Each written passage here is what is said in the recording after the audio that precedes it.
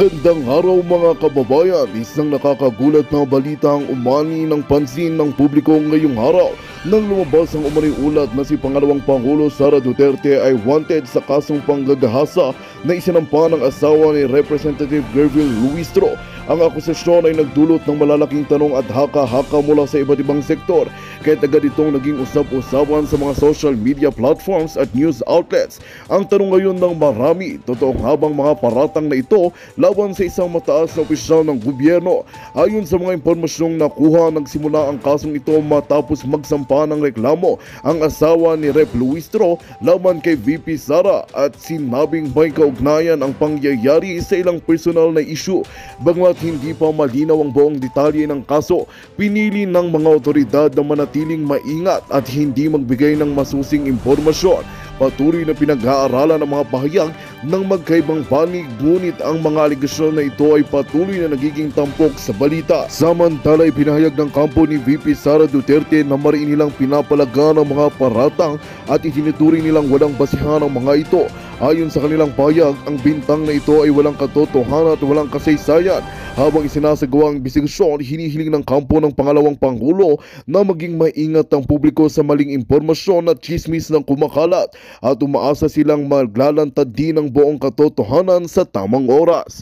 At yan nga ang balitang ating pagkakatutukan. Ngunit bagong lahat, siguraduhin mag-subscribe at i-hit ang notification bell para sa patuloy na pagtutok sa mga silip ng bagong balita sa tunay na boses ng masa.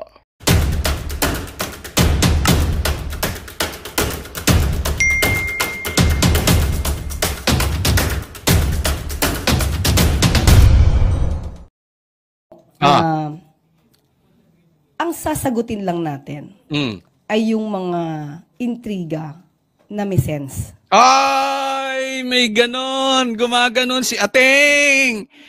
Ateng!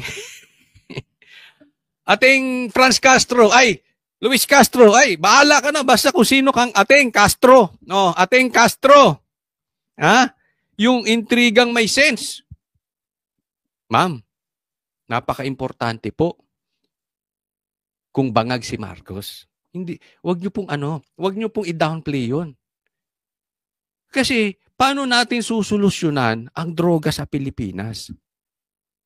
'Di ba? Ikaw ba halimbawa, gusto mo nagbabantay sa anak mo, adik? All the more yung presidente. Tama or tama. Kasi ito problema sa tagapagtanggol ni Marcos. Ang hilig nila sumilip ng ibang kandidato, pero sila, hindi nila maipagtanggol kung adik si Marcos o hindi. Ako, may isang tanong sa'yo. Do you honestly believe that you can tell God na si Marcos ay hindi adik? Do you honestly believe that? Di ba may sense? Bakit? Laganap na po ang sinasabi ni PRRD, ang droga sa bansang Pilipinas. Hindi kaya ng administrasyon ni Marcos ang droga sa Pilipinas. Why? Dahil bangag di umano si Marcos. Paano niya masusolusyonan yan? Magpa-drug test siya, ipakita niya, hindi ako adik. Talagang hindi ko lang masolve ang problema sa droga. Ulitin natin, tanong niyo po si Castro, do you honestly believe with all your heart hindi adik si Marcos? Tanong lang naman. May sense po yun, ha? Kung wala naman, walang meaning, walang sense, hindi po natin to sasagutin. Ito, ano bang may meaning sa inyo? Ano ba yung may sense? Yung kaya nyong paikutin yung tao? Kasi ano sabi ni Marcos, ni PRRD, diktador si Marcos at hindi nabababa. Yun ba yung may sense sa inyo? Kasi pwede nyong itago yung katotohanan. Pero yung reality ng yung mga realidad na hindi nyo kayang itago ang katotohanan, walang sense. Bakit? Kasi hindi nyo kayang ipagtanggol. Di ba? And then sa mga bashers, sagutin nyo. Tama ba ako? Bakit iwas na iwas kayo? Doon sa lehitimong tanong. Okay? At patungkol po ko sa nauna, ang Pangulo sa pagbabatikos. It's just part of the campaign propaganda. O siya, yun, ganda na sinabi. Pwede. Bakit daw nauna ang nag-atake si Marcos nyo? Yung Marcos niya. Yung Marcos niya, bakit naunang umatake kay PRRD? Kasi campaign period. Okay, kung susundan ko yan, tama. Pwede. At the same time, karapatan naman ni PRRD sumagot. Tama rin ba? Why? It's campaign period. Hindi po pwede si Marcos aatake at itatago nyo sa dahilang campaign period. Di dapat sumagot din si PRRD ng atake ng naaayon sa campaign period. Di ba? Kasi kung gusto nyo, umatake lang si BBM tapos si PRRD, tahimik tayo. Talagang diktador yung amo mo. Bakit kayo nang gagalaiti nang sumasagot si PRRD?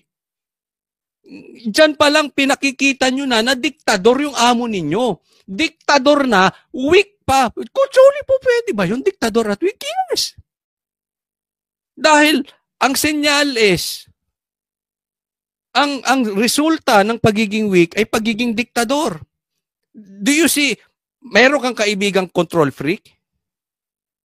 Why? Because they have a weak character. Pansinin nyo, yung mga control freak yung kaibigan, insecure. Pansinin nyo yung sa mga kaibigan yung loud. Papansin. Lagi nagpe-flex ng nabibili. Why?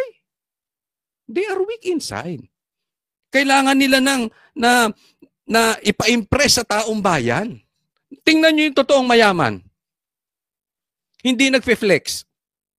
Tingnan nyo yung mahihirap. Konting kibot, naka-flex. Why? Akala nyo mayaman. Hindi totoo. Akala nyo stroke pero weak. The same with Marcos. Kaya nga diktador yan dahil weak. He has no influence kaya kailangan niyang idikta. Di ba?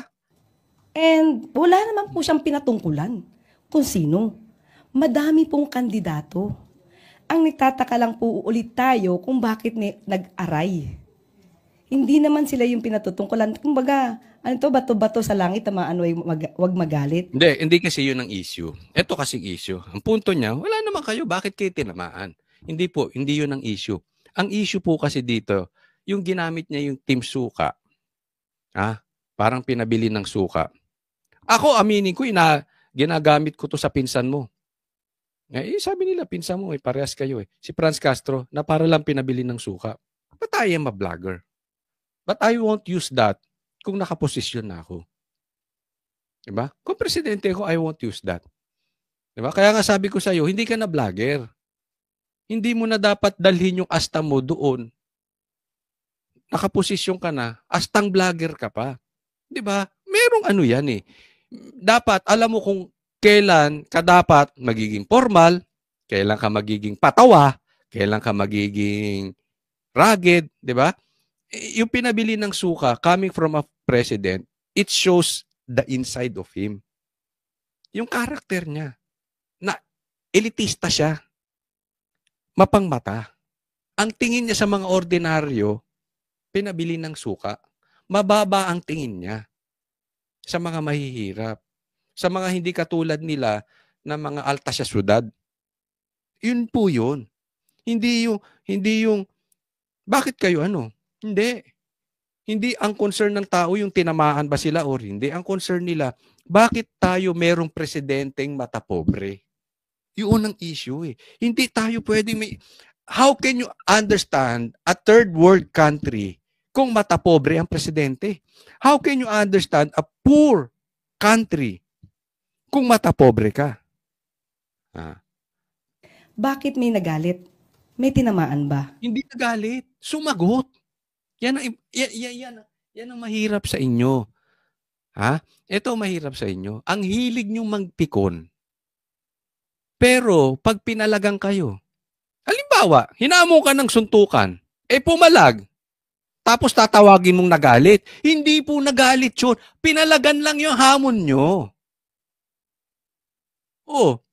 Nang asar ka. Kaya nga sabi ko, Marcos, unang bato pa lang ni Marcos, hindi pa sumasagot si PRRD. Okay, so be it. Gusto mo nang asaran? Antayin mo, mga asar din si PRRD. Basta walang iyakan. Yan ang problema. Dinala mo yung laban kung saan ang teritoryo na kay you will not win with PRRD pagdating sa asaran. Hindi ka mananalo kay PRRD nang bumubuka bibig mo dahil bubula ang bibig mo, BBM, kay PRRD. Ito exactly, bumubula na ang bibig niya. Saan? Doon sa mga kampi niya, diyan sa mga young guns, diyan sa mga kakampi niya na mga sekretaring astang vlogger, diyan sa mga pulis na katulad ni Torre, mga uniform men na katulad nila Tariela. Bumubula ang bibig niya ngayon, hindi niya kaya ipagtanggol ang sarili niya. Sinimulan mo, tawag ka resback. Hindi po nagalit si Marcos, ay si PRRD. Sumasagot. So, pag sinabi natin kasi, ito, we know na pag sinabi natin nag-deliver ng suka, nagbumili lang ng suka, hindi naman ito literally na suka. Na, ano lang to idiom. It's just an idiom. Na sinabi na, when you say nag-deliver ng suka, it means baguhan. O yan, baguhan nag-deliver ng suka, baguhan para sa kanya. Okay? Wala pang alam masyado sa politika. Wala pang masyadong alam sa politika. Okay? Sa proseso, sa trabaho. Kung kayo tatanungin ko, maski naman kayo siguro alam nyo, maraming kandidato na hindi alam ang trabaho ng pagiging senador. O yan, hindi alam ang trabaho pagiging senador. Baguhan, hindi alam ang trabaho pagiging senador. Tanong ko, si Lito Lapid, alam ang trabaho pagiging senador? Anong ginawa? Pacquiao, sa tingin mo, alam ang trabaho ng senador? Anong ginawa? Diba? Kahit yung may mga pangalan nyo na mga traditional politician, mga trapo, na nandiyan, anong naitulong? Diba? Si Amy, si Binay, anong naitulong? Anong nagawa sa bansang Pilipinas? Sinasabi nyo walang alam, wala masyadong alam sa politika. Kaya pinabili ng suka. Hindi po. Sa tingin nyo, walang alam sa politika si Atty. Vic? Baka mas marami pang alam si Atty. Vic kesa kay Marcos. Remember this, ang nag-handle, ito nakakwento sa amin personally ni Atty. Vic, ang nag-handle ng campaign ni Marcos, si Atty. Vic. Sino ang nasa likod ng mga pag-aayos, mga problema ni Marcos? Si Atty. Vic. Sa tingin mo, mas may alam bilang senador si Marcos at si Atty. Vic? Teka muna, sinasabi nyo. Ba't ganyan ang sagot mo, Coach Oli? Hindi naman kandidato si BBM, ba't siya kino-compare nyo? Kasi binabanatan nyo rin si PRRD, hindi naman siya kandidato Pinapatunayan ko lang sa'yo na hindi ka kailangang maipwesto para meron kang alam. I'll tell you something. Baka mas marami pa ang mga staff ng mga senador na may mas alam sa pagiging senador. Why? Sila Sila ang umaayos ng dapat sasabihin ng mga senador. Sila lang aayos niyan. You know that. Sa mga vloggers, baka mamaya mas marami pang alam yung mga editor natin. Bakit? They are studying yung ating mga videos. Yung mga videos ng iba. Nakasubsub yan maghapon sa pag-aaral. Compared sa atin na mga vloggers na 2, 3, 4 hours lang nag-aaral. Naiintindihan? So hindi porket nakaposisyon. Ang tanong dito, nung nakaposisyon, anong nagawa? Mali ka na naman sa sinasabi mo, Atty. Claire. Yung mga rason mo, hindi parang pang-abogado. Yung mga rason mo, parang katulad lang ni Franz Castro. Kaya napagkakamalang kayo magpinsan Oo, dahil puro lang kayo bunganga. Di ba? Pastor Kibuloy, hindi mo ba alam? Nasa 100 na, di umano, ang nakaplanong ilatag na batas ni Pastor Kibuloy. Don't tell us na walang alam si Pastor Kibuloy. Tandaan mo, matagal ng kaibigan ni PRRD si Pastor Kibuloy. Pastor Kibuloy is involved in politics pero hindi pumupwesto katulad mo. Hindi siya sumipsip kay PRRD katulad mo na sumipsip kay BBM para magkapwesto. Hindi sumipsip. Tandaan nyo. Hindi pumwesto. Kung merong mang karapatang maging sekretary ng bansang ito nung panahon ni PRRD, yaan si Pastor Kibuloy. Humingi ba ng pwesto? Baka isang ganun lang ni Pastor Kibuloy, bibigyan siya ng pwesto. Why? Karapatan niya yun. Pangalawa, karapat-dapat. Pangatlo, may kakayanan. Kinuha niya ba? Ngayon, kaya lang siya tumatakbo dahil grabihan ng problema ng bansang Pilipinas. Kailangan ng sagipin. Again, para sa taong bayan. You think mas magaling si Lito Lapid, si Pacquiao, sa pagiging senador, kay Ontiveros, kay Pastor Kibuloy? I don't think so. Hindi yan sa posisyon. Tandaan mo, involved sa politics. Nakita ko nga doon yung Wall of Fame nila. Yung mga pictures ng politiko na lumapit kay Pastor Kibuloy, including si BBM na walang traidor, na walang utang na loob. Andun lahat, lumapit yan. Hindi lang siya abusado, ginagamit yung power niya. Lumalapit ang mga politiko sa kanya. Ang dami po. Hindi lang yun. Mga sekretary po. Ang ibang sa mga kandidato, dating sekretary, ang kandidato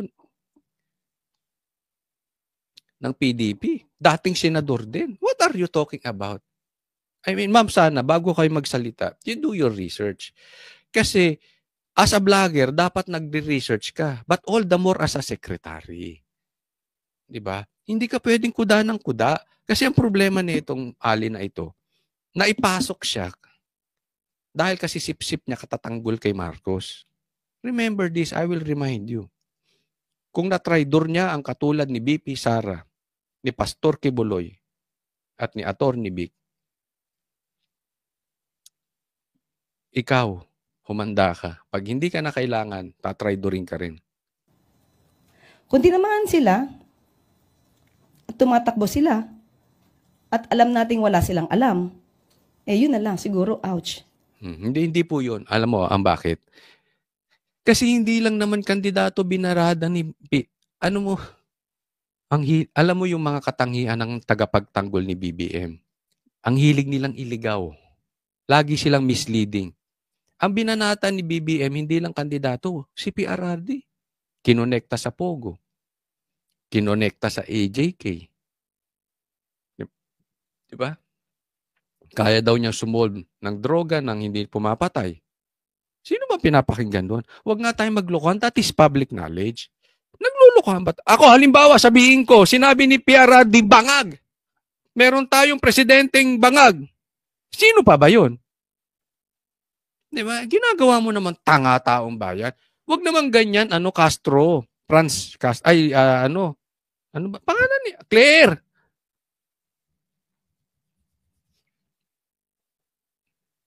And at the same time, dapat hindi nga sila tumakbo. Kasi hindi pwedeng gawing magpaka-apprentice sa pagiging senador. Nakita natin siguro kung anong naging klase ngayon ng paano ang nangyayari minsan sa mga hearing, especially kung hindi nila alam ang procedure sa Senado. Iniikot nito, dinadala niya na experience versus baguhan. Yan po ang punto niya. Hindi dapat pinagpapraktisan ang Senado. Kaya dito na tayo sa may experience. Basagin natin ito. Mga pula, mga dilaw, mga bashers, kahit kayo tanungin ko, saan kayo? Doon sa may mga experience na wala namang nangyari sa bansang Pilipinas? Ako, susugal na ako. Doon sa alam kong baguhan. Pero ang karakter, panalo. May kakayanan. Bakit? Kasi doon may aasahan ka pa. Pwedeng mangyari, pwedeng hindi mangyari. But I will guarantee you, yung mga datihan na wala nang nagawa, wala ding magagawa ngayon yan. How can you be sure na dati nagkalat lang yan, nagpayaman sa Senado, na ngayon ay magtatrabaho para sa taong bayan? Are you kidding yourself? Are you naive? Really, are you naive? So what's happening sa bansang ito? Tanungin ko kayo.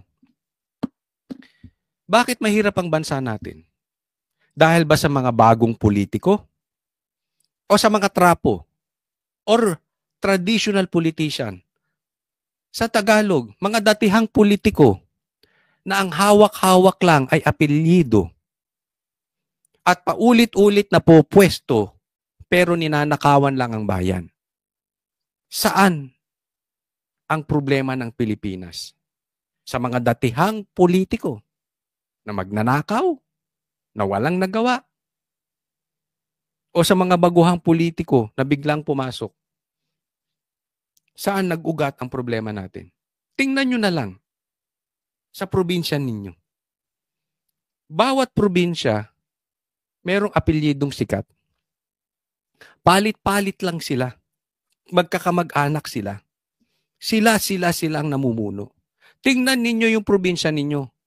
Sinong apelyidong nandiyan? Kung sila ang nandiyan, and until now, bata kayo, tumanda na kayo, mahirap pa rin yung probinsya ninyo. At yung apelyido na yan, ang laging politiko.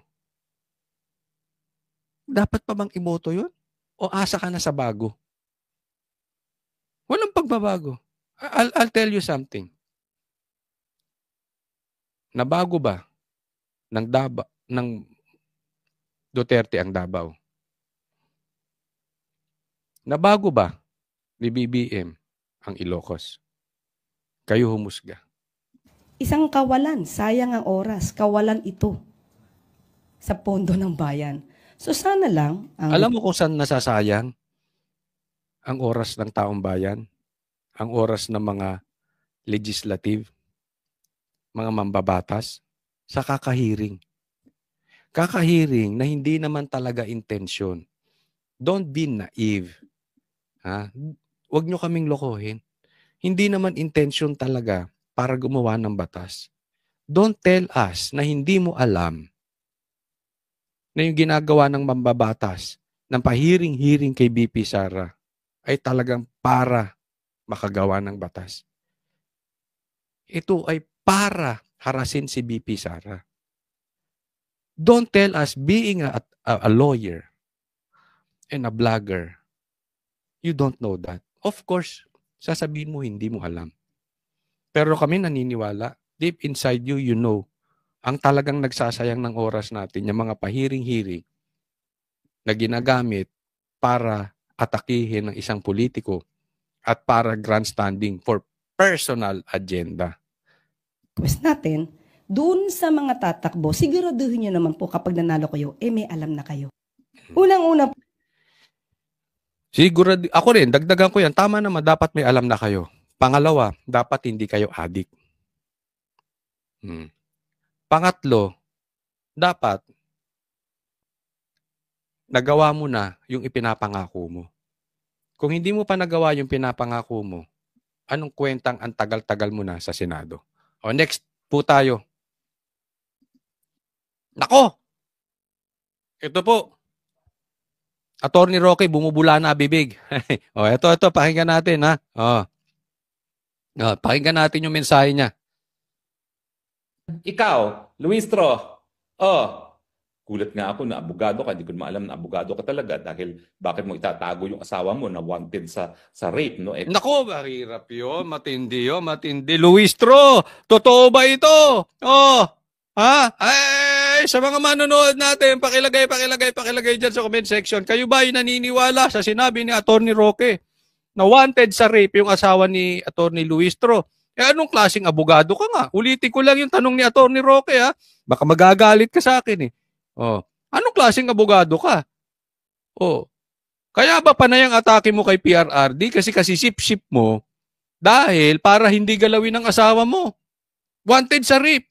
Oh, paanong klaseng abogado ka? Ako itinatago mo na wanted sa rape yung asawa mo. Ay sus, ipokrito. Ipokrita. Marcos, ba't ka nagtatago sa mga katulad nito?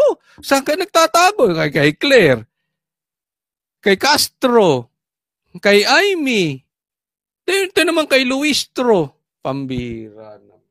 Yung mga sa babae ka pa talaga nagtatago, Marcos. Tapos kita mo naman ito. Marcos, totoo ba to? Mahirap yun. Bakit? Wanted din yung mahuli-huli. Ibig sabihin, wanted din yung mahuli-huli yung asawa niyang rapist. Di umano. Sa sinasabi ni Roque.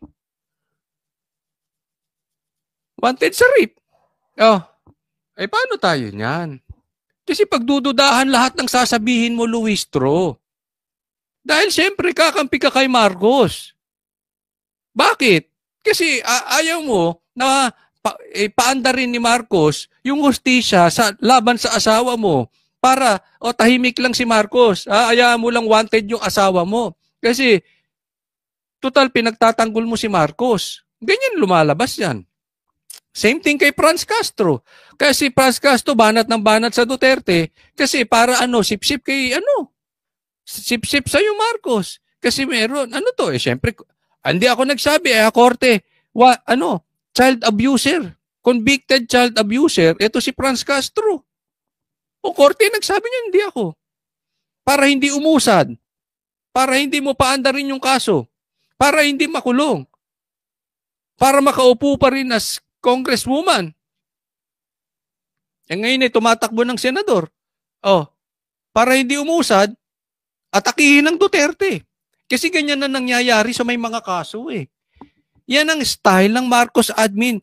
Kaya nga tinatawag ni PRRD diktador ka. Anong gagawin mo? Sisikilin mo yung tao. Kung hindi kakasuhan, kung hindi ipauusad. Yung kaso, kung may kaso, kung wala mang kaso, pauusad. Diba? Ganyan ang ginawa kay Pastor Kibuloy.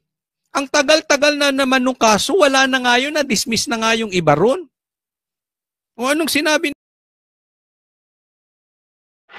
Magandang balita ang hatid namin sa inyo ngayong araw. Sa pagtatapos ng aming balitaan, nagbigay kami ng mga mahalagang impormasyon. Maraming salamat sa pagtutok at pagsuporta sa aming programa. Huwag kalimutang manatili sa mga susunod na araw para sa mga bagong balita at mga kwento na dapat nating abangan. Mula sa Boses ng Masa, magandang araw, Pilipinas!